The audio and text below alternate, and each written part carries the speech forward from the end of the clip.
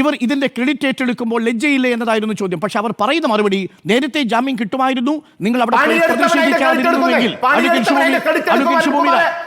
അരുൺകുമാറിന്റെ പോലെ നല്ല ഷർട്ടും ട്രൗസറും ഇട്ട് നുണ പറയുന്നതല്ല രാഷ്ട്രീയ പ്രവർത്തനം.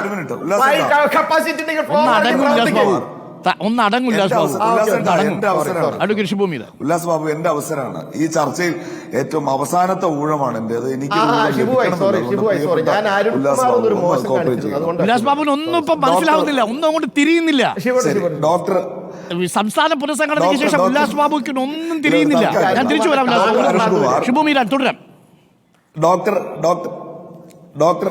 ഡോക്ടർ അരുൺകുമാർ, ഈ സംഭവം നമ്മൾ കൃത്യമായി പരിശോധിച്ചാൽ ഇപ്പോൾ ഇത് യഥാർത്ഥത്തിൽ ഇവിടെ ഈ ആൾക്കൂട്ട നീതിയാണ് നടപ്പാക്കപ്പെട്ടത്. ഇപ്പൊ ക്രിസ്തുവിനെ കുറിച്ച് തന്നെ നമ്മൾ പഠിക്കുമ്പോൾ ഗാഗുൽത്ത മലഞ്ചേരി ഭാഗ നടന്ന് കുരിശും കൊണ്ട് ക്രിസ്തു മുന്നിൽ വന്ന് നിൽക്കുമ്പോൾ റോമാ സാമ്രാജ്യത്തിന്റെ കിങ്കരന്മാരുടെ ചാട്ടവാറടിയേറ്റ് മാംസം പിളർന്ന് മുൾക്കിരീടം ധരിച്ച് ചോര വാർന്നു നിൽക്കുന്ന ആ മനുഷ്യൻ നീതിമാനാണ് എന്ന് പീലാത്തോസിന് ബോധ്യമുണ്ടായിരുന്നു. പക്ഷെ ചുറ്റും കൂടി നിന്ന ആൾക്കൂട്ടം ഇവനെ ക്രൂശിക്ക എന്ന് ആർത്ത് വിളിച്ചപ്പോ പീലാത്തോസ് ഈ നീതിമാന്റെ രക്തത്തിൽ എനിക്ക് പങ്കില്ല എന്ന് പറഞ്ഞിട്ട് കൈ കഴുകി കളഞ്ഞതുപോലെ ഈ കേസ് ഇപ്പൊ ഇതിൽ ജാമ്യം എടുത്തതിന്റെ ക്രെഡിറ്റ് ആണല്ലോ ഡോക്ടർ അരുൺകുമാർ നമ്മൾ ചർച്ച ചെയ്യുന്നത്.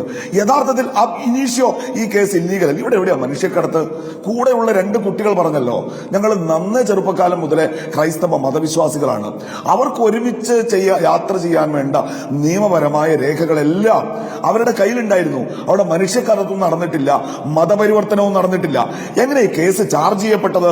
അവിടുത്തെ ബജറംഗ് ദളിന്റെ ജ്യോതി ശർമ്മയുടെ നേതൃത്വത്തിലുള്ള ഒരു കൂട്ടം ആളുകൾ അവർ ആർത്തു വിളിച്ചു, പോലീസ് സ്റ്റേഷനിൽ വന്നു. ഈ ഹിന്ദി അറിയാവുന്നവർക്ക് മുഖത്തിന് നേരെ ഇങ്ങനെ മുട്ടി ഉരുട്ടിയിട്ട് ഭീഷണിപ്പെടുത്തുക എന്ന് പറഞ്ഞാൽ ഒരു മനുഷ്യന്റെ ആത്മാഭിമാനത്തെ ചവിട്ടിത്തേക്കുന്നതിന്റെ അങ്ങേയറ്റാണ്. പോലീസുകാർ നോക്കി നിൽക്കുകയാണ്. നിസ്സംഗരായി ക്ഷമയോടെ നിൽക്കുന്ന ആ വൈദിക സ്ത്രീകളുടെ ക്രൈസ്തവ സന്യാസിമാരുടെ മുഖത്തിന് നേരെ മുട്ടി ഉരുട്ടിയിട്ട് നിന്റെയൊക്കെ മോന്ത ഇടിച്ച് പൊളിച്ചു കളയും എന്ന് ഛത്തീസ്ഗഡിലെ BJP ഭരിക്കുന്ന സംസ്ഥാനത്തെ പോലീസ് സ്റ്റേഷനിൽ വെച്ച് അവരെ ഭീഷണിപ്പെടുത്തിയത്. അവിടെ നിന്നാണ് ഈ കേസ് ഉണ്ടായത്. ഇനിയിപ്പോ ജാമ്യം കിട്ടിയല്ലോ, ജാമ്യം കിട്ടിയല്ലോ എന്താ കാര്യം? ഈ കേസ് മറ്റൊരു ഡേറ്റിലേക്ക് പോസ്റ്റ് ചെയ്തില്ലേ? കടുത്ത ജാമ്യ വ്യവസ്ഥകൾ ഇവിടെ ഇല്ലേ? ഈ കേസ് ക്വാഷ് ചെയ്യപ്പെട്ടിട്ടുണ്ടോ? അതിന്റെ വിചാരണ ദേശസുരക്ഷ പോലെ ഗൗരവമുള്ള വിഷയങ്ങൾ പരിശോധിക്കപ്പെടുന്ന NIA കോടതിയിൽ തുടരാൻ പോവാണ്. 2 ആഴ്ച കൂടുമ്പോൾ ഈ പാവപ്പെട്ട സന്യാസിനിമാർ അവിടെ പോയി ഒപ്പുവെക്കണം എന്ന് വെച്ചാൽ ഒരു ആദ്യഘട്ടത്തിൽ ഒരു ചെറിയ ആശ്വാസം ലഭിച്ചു എന്നതിനപ്പുറത്ത് ആ കേസിന്റെ ഭീഷണിയിൽ നിന്ന് ഈ നമ്മുടെ സഹോദരിമാരായ ക്രൈസ്തവ സന്യാസിനിമാർ രക്ഷപ്പെട്ടിട്ടില്ല എന്ന് മാത്രമല്ല, വലിയ ശിക്ഷ ലഭിക്കാവുന്ന ചാർജുകൾ ചുമത്തപ്പെട്ട ഒരു കേസ് അവർക്കെതിരെ നിലനിൽക്കുന്നു. അതിന്റെ വിചാരണ നടക്കാൻ പോകുന്നു. ഇനി ക്രെഡിറ്ററിയുടെ കാര്യത്തിലേക്ക് വന്നാൽ ആവർത്തിച്ച് താങ്കൾ ചൂണ്ടിക്കാണിച്ചിട്ടും ഇന്ന് രാവിലെ ഛത്തീസ്ഗഡിലെ BJP ഘടകം പുറത്തുവിട്ട ആ കാർട്ടൂണിനെ കുറിച്ച് ഇവിടെ എന്റെ പ്രിയപ്പെട്ട BJPയുടെ പ്രതിനിധി ഉല്ലാസ് ബാബു അദ്ദേഹം പറഞ്ഞു, മാനവ് തസ്കരോ കെ സാത്ത് കോൺഗ്രസ് പാർട്ടി എന്നാണ്. ആ 2 കന്യാസ്ത്രീമാരുടെ ചിത്രമുണ്ട്. തൊട്ടടുത്തൊരു പെൺകുട്ടിയുടെ കഴുത്തിൽ കയറിട്ടത് ആ കന്യാസ്ത്രീമാരുടെ കയ്യിലുണ്ട്. കാൽക്കൽ സോണിയാഗാന്ധി, അതേപോലെ രാഹുൽ ഗാന്ധി, പ്രിയങ്ക ഗാന്ധി, KC വേണുഗോപാൽ, ഭൂപേഷ് സിംഗ് ബാഗൽ, ഈ 4 പേര് വീണ് കിടപിടിക്കുന്ന ഒരു ഫോട്ടോ. എന്തിനാ ഛത്തീസ്ഗഡിലെ BJP എന്നത് രാവിലെ ഷെയർ ചെയ്തതെന്ന് അറിയാമോ? ഛത്തീസ്ഗഡിൽ ഇവിടെ പറയുന്ന രാഷ്ട്രീയമല്ല, അവിടുത്തെ ഈ ട്രൈബൽ വിഭാഗത്തിലെ ബഹുഭൂരിപക്ഷം വരുന്ന ഹൈന്ദവ സഹോദരന്മാരുടെ മനസ്സിലേക്ക് ഈ മിഷണറി പ്രവർത്തകരെ കുറിച്ച് പൊട്ടിയൊലിക്കുന്ന കുട്ടത്തിന്റെയൊക്കെ വ്രണങ്ങളിൽ സാന്ത്വനത്തിന്റെ ലേപനം പുരട്ടാൻ കടന്നു വരുന്ന ഈ സന്യാസിനിമാരെ ചൂണ്ടിക്കാണിച്ചിട്ട് വിദ്വേഷം പരത്താനാണ് അവിടെ ആ കാർഡ്. ഇവിടെ ഇപ്പോ ഇന്ന് താങ്കൾ പറഞ്ഞല്ലോ, നമ്മൾ എപ്പോഴും പറയും BJPയെ കുറിച്ച് ഒരു നല്ല വാക്ക്, ഈ പ്രാദേശിക ഭാഷകളൊക്കെ ഇവർ വല്ലാതെ തകർത്ത് കളയുന്നു, ഹിന്ദി അടിച്ചാൽ. പക്ഷെ നമ്മൾ അങ്ങനെയൊന്നും പറഞ്ഞുകൂടാ. അനാവശ്യമായി വലിഞ്ഞു കയറുക എന്നതിന് BJP നേതാക്കന്മാർ 3 പര്യായ പദങ്ങൾ ഇപ്പൊ മലയാള ഭാഷയ്ക്ക് സംഭാവന കൊടുത്തു. ആദ്യം കുമ്മനടിയായിരുന്നു, പിന്നെ വിഴിഞ്ഞത്തിന്റെ സമയത്ത് അത് ചന്ദ്രനടിയായി, ഇന്നത്തോടെ അത് അനൂപടിയായി. എന്റെ ചോദ്യം, ഛത്തീസ്ഗഡിലെ BJP പറഞ്ഞ ഇന്ന് പുറത്തുവിട്ട ആ കാർട്ടൂൺ, അതിനെ തള്ളിപ്പറയാൻ നിങ്ങൾ ഘോര മാർക്ക് വേണ്ടി വാദിക്കുന്നോ?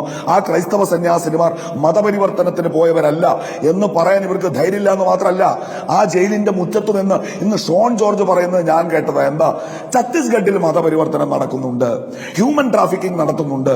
പക്ഷെ ഈ 2 കന്യാസിനിമാർ അത് ചെയ്തിട്ട് എന്ന് പറഞ്ഞാൽ ഇതൊരു ഐസോലേറ്റഡ് ആയ സംഭവമായി മാറ്റി നിർത്തിയിട്ട് പരിശോധിക്കാണ് ഇവര്. യഥാർത്ഥ പ്രശ്നത്തിൽ നിന്ന് അരുൺകുമാർ നമ്മൾ ആരും വിട്ടുപോയി കൂടാ. യഥാർത്ഥത്തിൽ ആ ജ്യോതി ശർമ്മയുടെ നേതൃത്വത്തിൽ ഇവരെ ക്രൂശിക്കുക എന്ന് ആർത്ത് വിളിച്ച ആ ആൾക്കൂട്ടം അവിടെ രൂപപ്പെട്ടത് ഹെയ്റ്റ് പൊളിറ്റിക്സിന്റെ ഭാഗമായിട്ടാണ്, വിദ്വേഷ രാഷ്ട്രീയത്തിന്റെ ഭാഗമായിട്ടാണ്. ഒറ്റ ഒറ്റ ഒരു കാര്യം കൂടി ഡോക്ടർ, എനിക്ക് 1/2 മിനിറ്റ് മതിയാവും. 2023 ഓടിക്കൊണ്ടിരിക്കുന്ന ഒരു ട്രെയിനിൽ ഒരു RPS ഓഫീസർ ചേതൻ സിംഗ്, അയാൾ 4 പേരെ വെടിവെച്ച് കൊന്നു.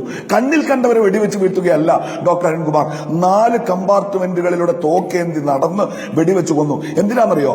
ആ ഇരിക്കുന്ന റെയിൽവേ കമ്പാർട്ട്മെന്റില് തൊപ്പി വച്ച മനുഷ്യരെ തരെയാണ്. വെടിയേറ്റ് മരിച്ച 4 പേരും മുസ്ലിംകളായിരുന്നു.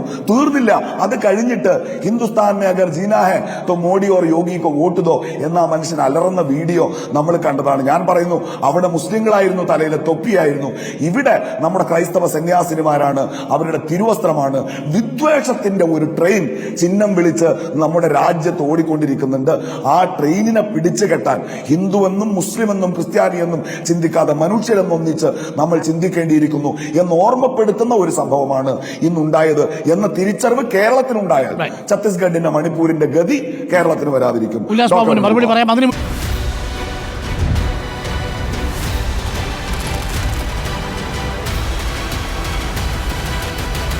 Debate with Dr. Arun Kumar.